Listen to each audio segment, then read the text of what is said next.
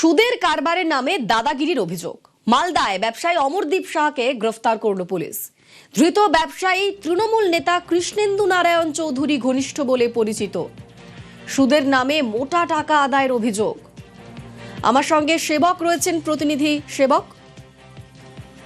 একদমই, দেখো তুমি যেমনটা বলছিলে যে অমরদীপ সাহা কিন্তু বেশ কিছুদিন ধরে বেপাত্তা ছিল। রাজ্যে পালা বদলের পর তার বিরুদ্ধে একাধিক অভিযোগ পড়েছিল। বেশিরভাগ অভিযোগই কিন্তু আর্থিক দুর্নীতি, ভয় দেখানো, মূলত সুদের কারবার করত এই অমরদীপ এবং প্রায় 10% সুদে ধার দেওয়া হতো মানুষের কাছ থেকে, জোর করে এই টাকা তোলা হতো এমনটাও অভিযোগ। এবং যারা টাকা সময় মতো দিতে পারতেন না তাদের চক্রবৃদ্ধি হারে সুদের মাত্রা বাড়তো এবং বেশ কয়েক গুণ টাকা আদায় করা হয়েছে এমনটাও অনেকে অভিযোগ করেছিলেন।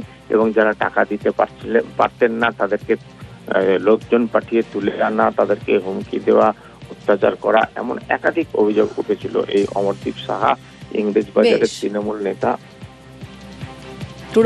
ঘনিষ্ঠের বিরুদ্ধে। ধন্যবাদ।